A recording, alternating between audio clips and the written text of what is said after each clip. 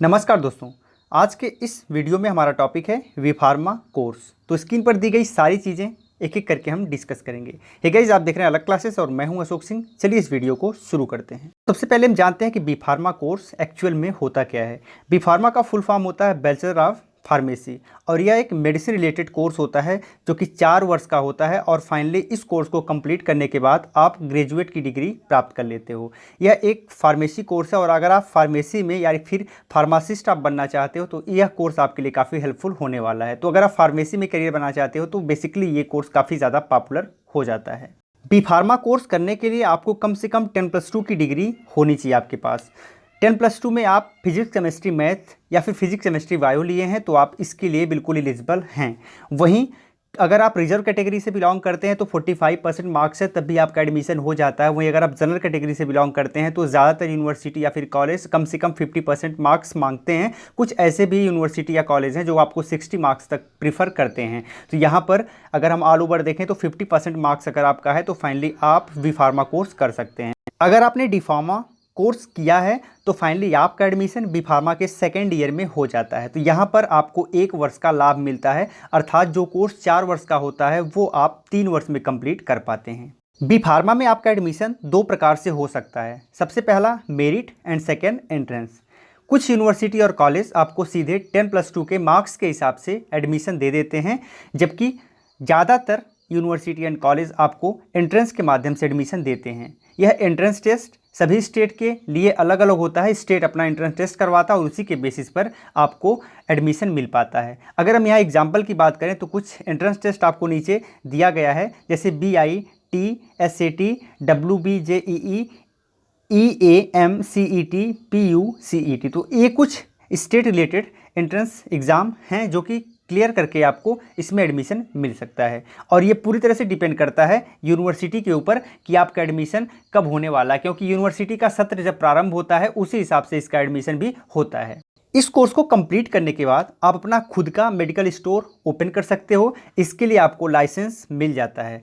वहीं आप MR की जॉब भी प्राप्त कर सकते हो जो कि मेडिकल रिप्रेजेंटेटिव के नाम से जाने जाते हैं। अच्छा कैरियर है और आपको अच्छी खासी सैलरी भी मिल जाती है। वहीं तीसरी सबसे बड़ी चीज़ है कि आप किसी भी मेडिसिन कंपनी में काम कर सकते हो, क्योंकि आपके पास एक ऐसा कोर्स है जो कि मेडिसिन से रिलेटेड है। वहीं रिसर्च एजेंसी में भी आप काम कर सकते हो, साथ ही किसी हॉस्पिटल में भी मेडिसिन विभाग में आप काम कर सकते हो। ये कुछ जॉब अपॉर्चुनिटीज़ हैं जो आपको इस कोर्स को कंप्लीट करने के बाद मिल जाती हैं।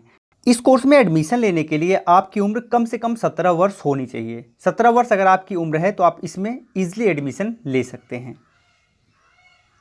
बी फार्मा जैसे 4 वर्षीय कोर्स को कंप्लीट करने में आपको लगभग 3 से 5 लाख रुपए के बीच में फ़ीस खर्च करना पड़ सकता है।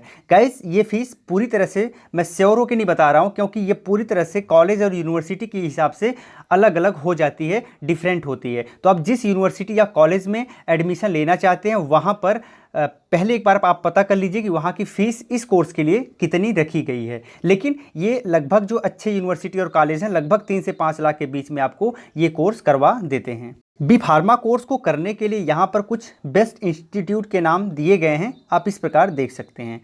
Jamia Hamza university new Delhi, Punjab university Chandigarh, institute of chemical technology Mumbai, Birla institute of technology and science Pilani, Manipal college of pharmaceuticals science Karnataka, JSS college of pharmacy Nilgiri Tamil Nadu. तो ये कुछ अच्छे बेस्ट इंस्टीट्यूट हैं जहां से आप इस कोर्स को कर सकते हैं, या फिर आप किसी भी इंस्टीट्यूट से किसी भी यूनिवर्सिटी से भी इस कोर्स को कर सकते हैं। पर आप कोर्स करते समय एक बार ज़रूर पता करें कि एक्चुअल में उस यूनिवर्सिटी की रेपुटेशन क्या है इस कोर्स को लेके।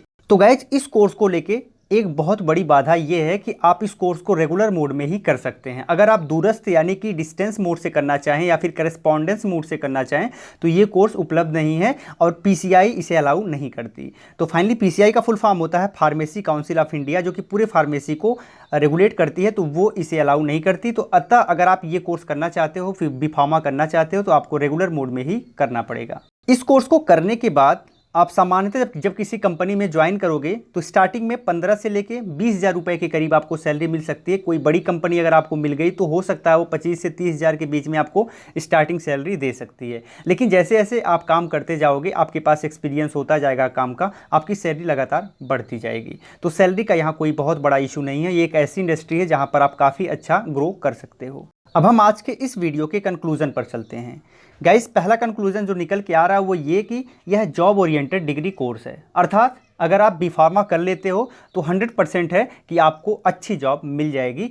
और चूँकि आज के डेट में मेडिसिन की डिमांड बहुत ज़्यादा बढ़ गई है, तो इसलिए भी आपको यहाँ पर करियर बनाना आपके लिए बहुत ही बेहतर होने वाला है।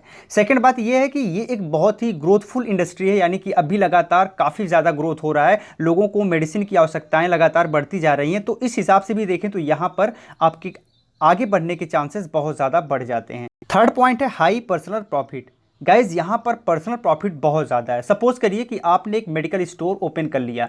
अब जब आप मेडिकल स्टोर ओपन करते हो तो जो दवा आप 10 रुपये में प्राप्त करते हो उसे आप इजीली 50 रुपये में बेचते हो, 100 रुपये में बेचते हो। और लोग ये भी नहीं कहते हैं कि सर थोड़ा सा रेट कम कर दीजिए, क्योंकि मेडिकल लाइन एक ऐसी लाइन है जहाँ पर बार्गेनिंग नहीं हो पाती है। तो यहाँ पर आपको काफ़ी ज़्यादा प्रॉफिट मिल पाता है। तो इस कोर्स को करने के बाद आप ईजिली बहुत ही अच्छा कैरियर बना सकते हो। गाइस, उम्मीद करते हैं कि यह वीडियो आपको काफ़ी कुछ सिखाने में मददगार होगी। और अगर आपको वीडियो अच्छी लगी हो तो कमेंट में लिखकर ज़रूर बताइएगा। साथ ही साथ यहाँ पर अगर आपने अब तक हमें सब्सक्राइब नहीं किया है तो सब्सक्राइब करके घंटी पर प्रेस करके ऑल नोटिफिकेशन ऑन कर लीजिएगा, जिससे फ्यूचर में इतने महत्वपूर्ण टॉपिक आपसे कभी मिस ना हो। साथ ही वीडियो को लाइक करिएगा, शेयर करिएगा। गाइस, बहुत बहुत धन्यवाद। जय हिंद।